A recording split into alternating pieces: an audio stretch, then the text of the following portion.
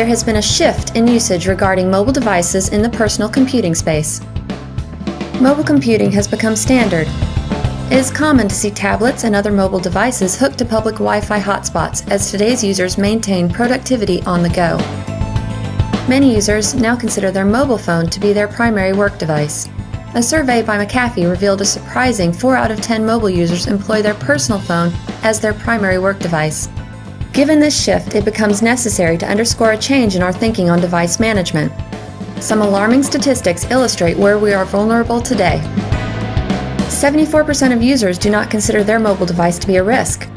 84% of users are unaware their mobile device can transmit confidential data without their knowledge. Approximately 20% of users store credit card details, passwords, and PIN codes on their phones.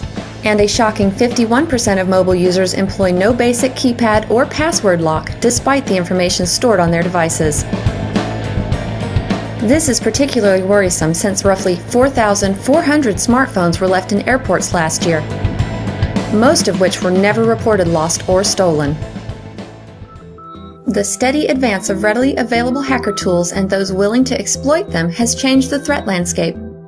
Malicious users only need to utilize easily downloaded apps to do their dirty work. Sadly, technology is not the only access point for intrusions into your private mobile space, and these intrusions endanger more than just your personal information. The idea that state-sponsored hacker networks are targeting only governments and big corporations is wrong. These criminal networks aren't interested in compiling personal data for targeted advertising. They want it to build a bigger picture and identify new insertion points. Activist hacker collectives like Anonymous are also a threat. They target unwary users in order to create an insertion point into an employer's data. Recent intrusions, such as the HB Gary breach, illustrate that these hackers are increasingly targeting DoD and other security entities. Finally, there are the casual hackers, known as app kiddies, who employ a rudimentary amount of knowledge and utilize open Wi-Fi connections to hijack web sessions, gaining access to your personal information.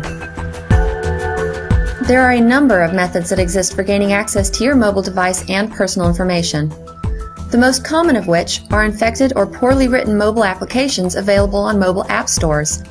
In March of 2011 alone, over 58 malicious apps were found on the Android market, where they were downloaded to over 260,000 devices before the apps were removed by Google. Legitimate apps can also introduce vulnerabilities to your mobile device. Little or no encryption makes it easy to intercept data over the network, and many apps don't encrypt your username and password. Social media and financial applications were the worst offenders. Another method employed by attackers is called malvertising. A malicious user purchases advertising space on a legitimate website or mobile app. When a user clicks the advertisement, they are directed to a malicious app, browser, or operating system exploit. This is executed by a drive-by download, which is an unintended download of software from the internet.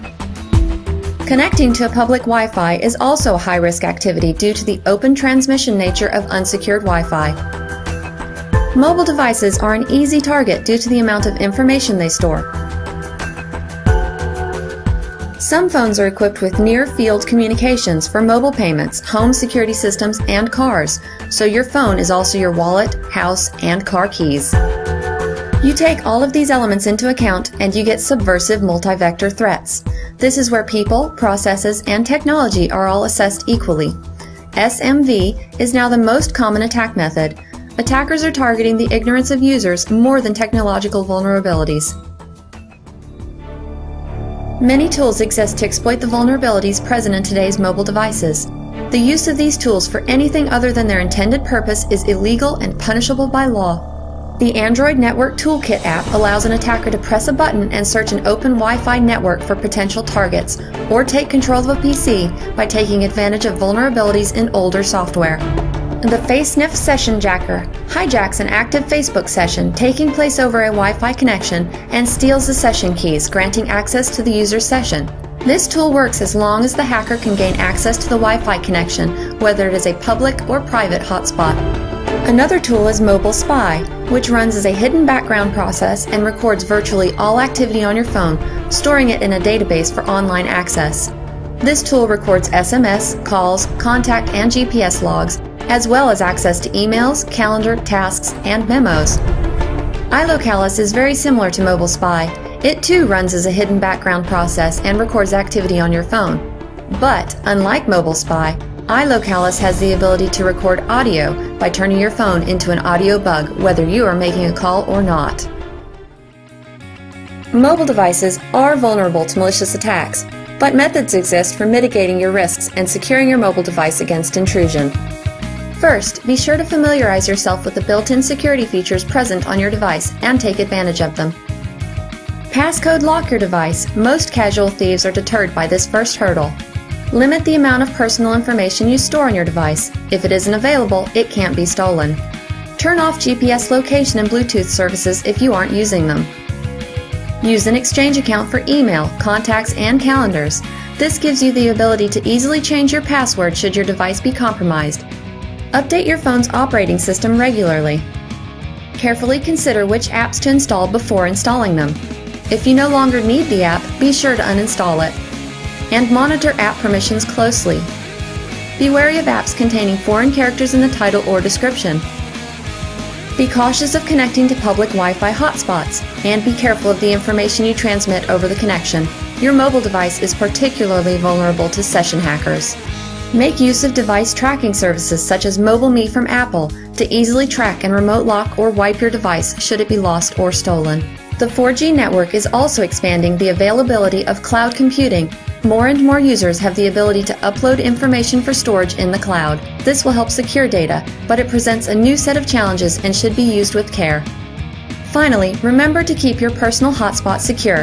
Use WPA2 encryption on your home Wi-Fi. Now we see the current risks that exist for mobile security, we need to start looking ahead. As mobile users, we must be vigilant and turn our focus to secure mobile computing.